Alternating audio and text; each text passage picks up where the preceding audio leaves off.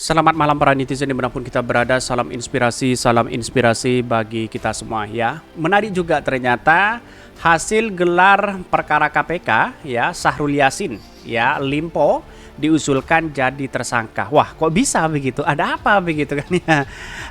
Apakah ini benar bahwa breaking newsnya itu adalah akan ditangkap KPK begitu ya? Karena kasus mungkin dengan gratifikasi atau apa begitu ya?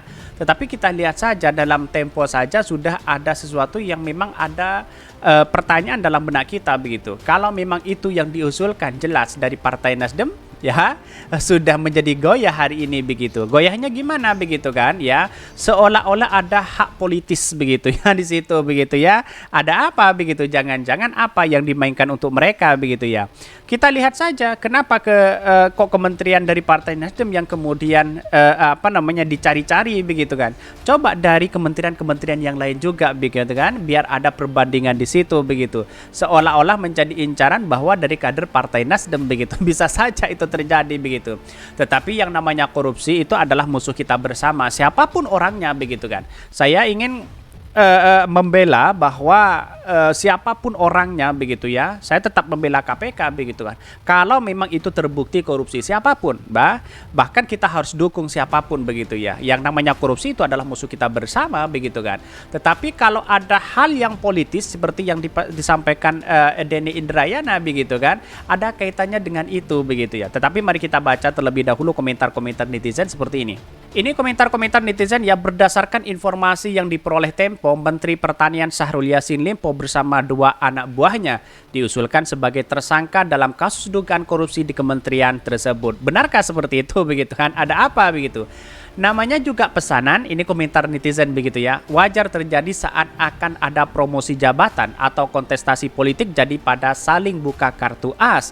Padahal kalau bicara korupsi masing-masing dari mereka pun korup dan terorganisir ya. Pada hakikatnya ya, cek saja di kementerian-kementerian yang lain. Pak Mahfud mengatakan ini masih satu kementerian. Bagaimana dengan kementerian-kementerian yang lain katanya begitu ya. Ini harus usut tuntas siapa mereka begitu kan. Kalau memang ada pesanan ya yang kemudian dari Partai Nasdem yang kemudian dicari di situ begitu ya. Apakah ini perbandingannya dari menteri-menteri yang lain, instansi-instansi yang lain juga pernah melakukan ada tindak pidana korupsi begitu kan. Ini yang seharusnya KPK ya, kita telusuri siapa mereka begitu ya. Tidak hanya di kementerian-kementerian, satu kementerian, dua kementerian, semua kementerian begitu ya. Bahkan ini luar biasa ya, luar biasa. Nasdem ya masuk, kuatlah, bismillah. Semoga pemilu berikutnya partai berkuasa nggak menang lagi deh, biar gantian bunuh-bunuhan gini. Senang sih rakyat lihatnya, biar nggak sia-sia tuh yang korup dan niat korup dari partai ya. Bahkan ya, gue yakin partai berkuasa lebih lagi si korupnya.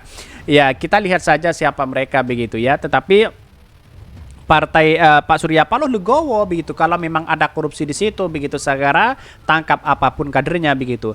Tapi Pak Surya Paloh mengatakan bahwa kita cek saja di lembaga-lembaga yang lain begitu ya, dari kementerian-kementerian yang lain apakah itu ada tindak pidana korupsi juga begitu ya. Saya kira kalau Pak Mahfud bisa mengungkap ini semua, apapun itu bisa terjadi begitu ya. Bisa-bisanya diusulkan ini, kok diusulkan berarti bebas dong siapa yang mau ditersangkakan. Bisa saja itu terjadi. Ini lihat saja komentar-komentar netizen begitu ya.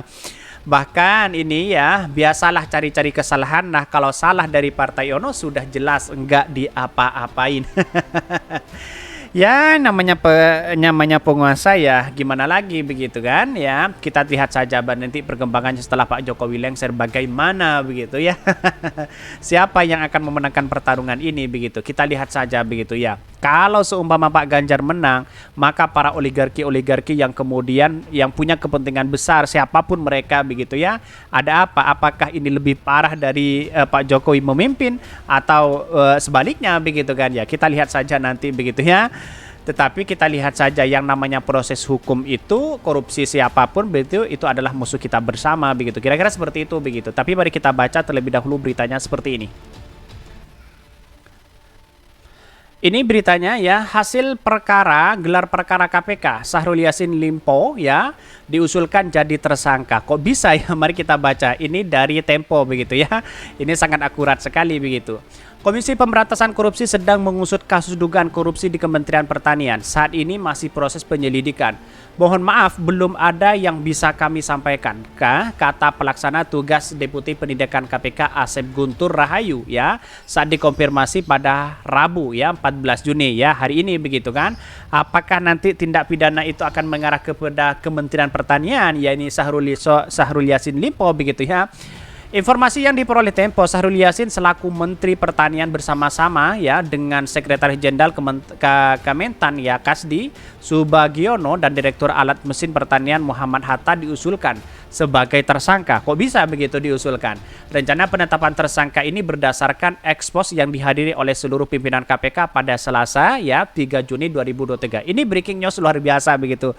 Apakah ada kaitannya dengan politis begitu? Menurut rujukan apa yang disampaikan oleh Denny Indrayana begitu ya, bisa saja itu terjadi begitu ya. Syahrul Yassin beserta kedua anak buahnya diduga telah melakukan perbuatan tindak pidana korupsi sebagaimana yang dimaksud pasal 12E dan atau pasal 12B. Ini apakah ini sudah ditersangkakan atau apa begitu ya terkait dengan ya tindak pidana korupsi dengan pasal 3 Undang-Undang Nomor 8 tahun 2010 begitu ya.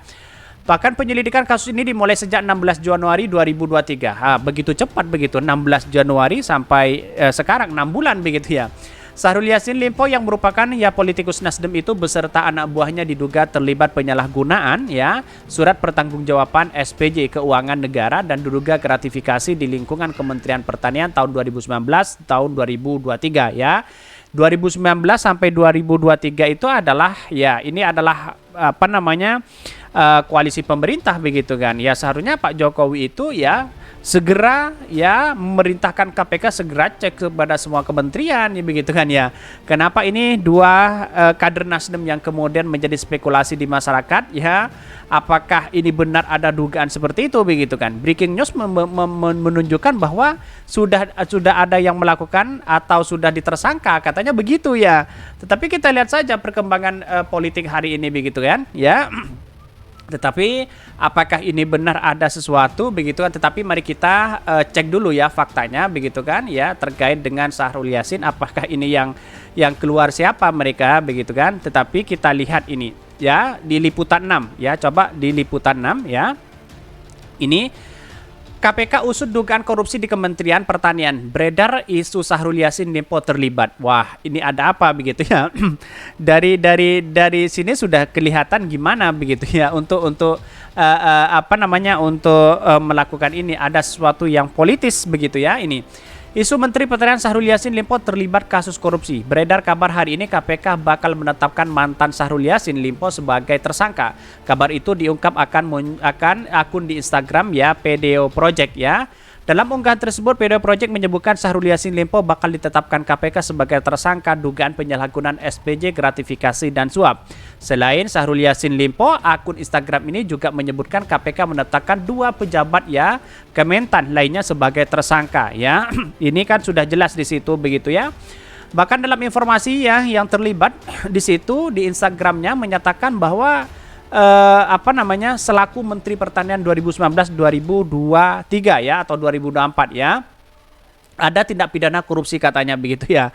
Ada apa begitu ya, kita lihat saja perkembangan begitu apakah ini benar atau tidak begitu ya. Tetapi kan cukup membuktikan sekali kalau KPK itu melakukan 2 alat bukti begitu ya sebagai tersangka di situ begitu. Lah siapapun mereka maka di kementerian itu harus diperiksa dulu begitu kan. Di detik-detik akhir Pak Jokowi menjabat sebagai presiden ya di kementerian yang lain harus diperiksa juga, di kementerian-kementerian yang lain pasti ada begitu kan. Tetapi kita lihat saja nanti begitu ya. Nanti sudah kalau memang ini benar bahwa sudah 2 kader Nasdem yang kemudian di situ begitu, akankah nanti selanjutnya begitu masih 3 ada 1 menteri begitu kan ya, karena memang di Partai Nasdem ada 3 menteri begitu ya. Tetapi kita lihat saja perkembangan dari waktu ke waktu begitu ya. Mungkin itu yang kami sampaikan. Tonton terus channel Hodari Podcast Rakyat ini kan ada berita-berita menarik dan viral setiap harinya. Salam para netizen, salam inspirasi bagi kita semua. Jangan lupa di subscribe channel YouTube Hodari Podcast Rakyat ini.